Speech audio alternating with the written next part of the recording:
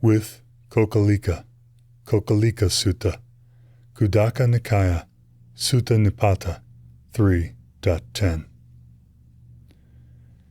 I have heard that on one occasion the Blessed One was staying near Savatthi in Jeta's Grove, Anathapindika's monastery. Then the monk Kokālika went to the Blessed One, and, on arrival, bowed down to him and sat to one side. As he was sitting there, he said to the Blessed One, "Lord, Sāriputta and Moggallāna have evil desires. They have fallen under the sway of evil desires."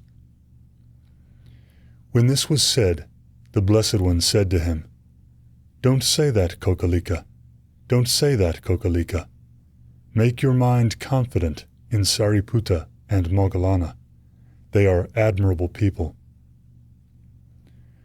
A second time the monk Kokālika said to the Blessed One, "Even though the Lord Blessed One inspires conviction and faith in me, Sāriputta and Moggallāna have evil desires.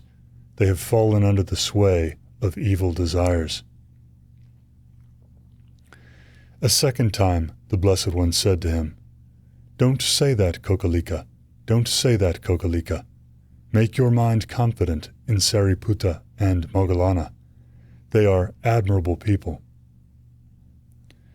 A third time the monk Kokālika said to the Blessed One, "Even though the Lord Blessed One inspires conviction and faith in me, Sāriputta and Moggallāna have evil desires. They have fallen under the sway of evil desires."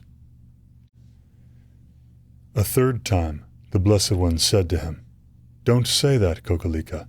Don't say that, Kokālika. Make your mind confident in Sāriputta and Moggallāna. They are admirable people."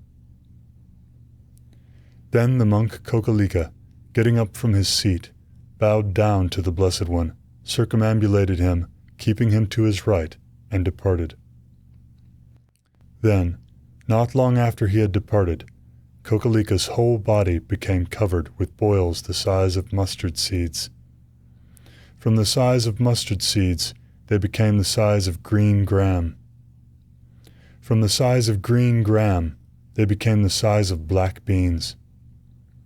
From the size of black beans, they became the size of jujube pits. From the size of jujube pits, they became the size of jujube fruits. From the size of jujube fruits, they became the size of myrobalans.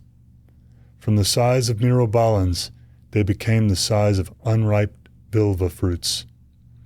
From the size of unripe bilva fruits, they became the size of small jackfruits. When they were the size of small jackfruits, they burst. Blood and pus flowed out. Then the monk Kokālika died of that disease, and, having died, reappeared in the Paduma hell for engendering hatred in his heart against Sāriputta and Moggallāna. Then Brahma Sahampati, in the far extreme of the night, his extreme radiance lighting up the entirety of Jeta's Grove, went to the Blessed One. On arrival, having bowed down to him, he stood to one side. As he was standing there, he said to the Blessed One, "Lord, the monk Kokālika has died, and, having died, has reappeared in the Paduma hell for engendering hatred in his heart against Sāriputta and Moggallāna." That is what Brahma Sahampati said. Having said that, having bowed down, he circumambulated the Blessed One, keeping him to his right, and disappeared right there. Then, when the night had passed, the Blessed One addressed the monks. "Monks, last night, Brahma Sahampati, in the far extreme of the night, his extreme radiance lighting up the entirety of Jeta's Grove, came to me. On arrival, having bowed down to me, he stood to one side. As he was standing there, he said to me, 'Lord, the monk Kokālika has died, and, having died, has reappeared in the Paduma hell for engendering hatred in his heart against Sāriputta and Moggallāna. That is what the Brahma Sahampati said. Having said that, having bowed down, he circumambulated me, keeping me to his right, and disappeared right there. When this was said, a certain monk said to the Blessed One, Lord, how long is the measure of the lifespan in the Paduma hell? Long, monk, is the measure of the lifespan in the Paduma hell. It's not easy to calculate this many years, or this many hundreds of years, or this many thousands of years, or this many hundreds of thousands of years. But, Lord, can a simile be made? It can, monk, said the Blessed One. Suppose that there were a 20-measure Kāsalan cartload of sesame seeds. From that, a man would remove a sesame seed every 100 years. That 20-measure Kāsalan cartload of sesame seeds would come to an end in this manner more quickly than a single Abuddha hell. Like 20 Abuddha hells is one near Abuddha hell. Like 20 near Abuddha hells is one Ababa hell. Like 20 Ababa hells is one Ahaha hell. Like 20 Ahaha hells is one Atata hell. Like 20 Atata hells is one Kumuda hell. Like 20 Kumuda hells is one Sagandhika hell. Like 20 Sagandhika hells is one Upalaka hell. Like 20 Upalaka hells is one Pundarika hell. Like 20 Pundarika hells is one Paduma hell.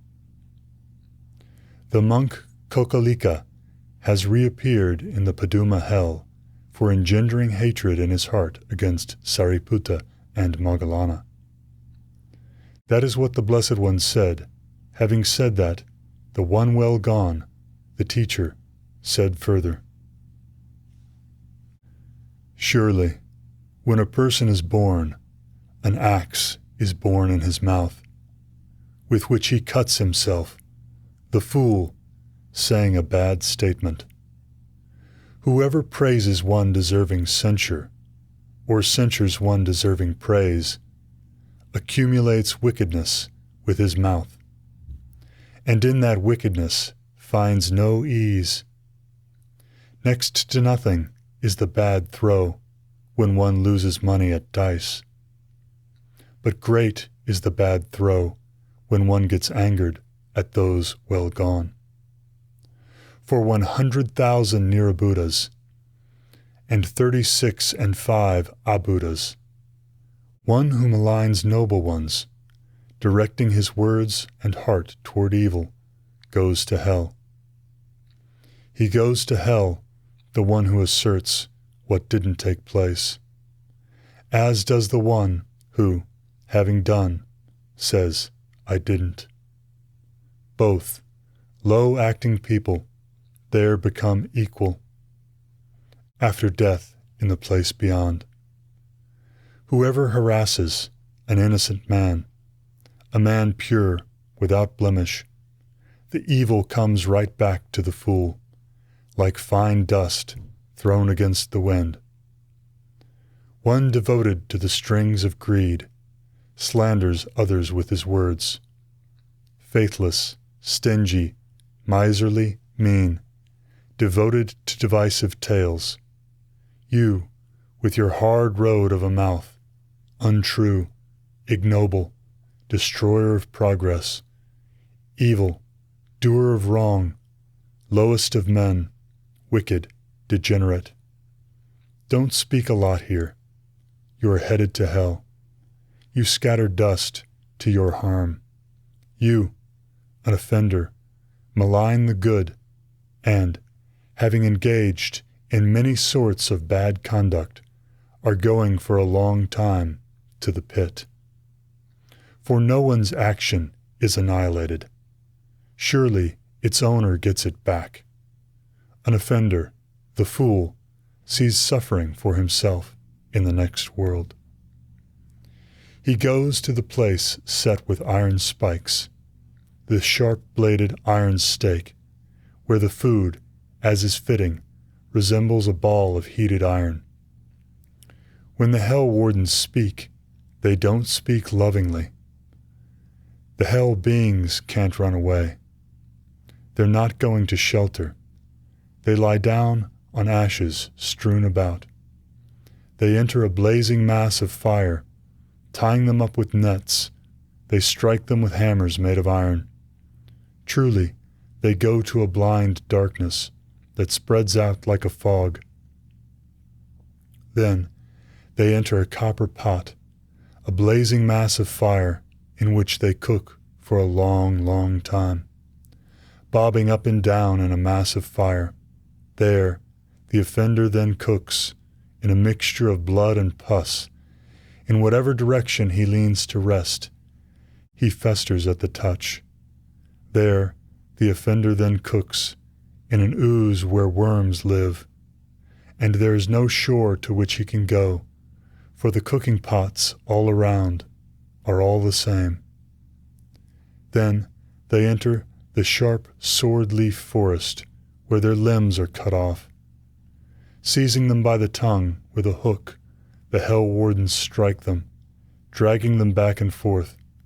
Then they come to the Vetaranan, hard to cross, with sharp blades, razor blades. And there they fall in, the fools, evil-doers having done evil deeds. There, while they wail, voracious black and spotted dogs, jackals, and flocks of ravens chew on them. Vultures and crows pick at them. How hard indeed is this way of life there, that offending people come to see.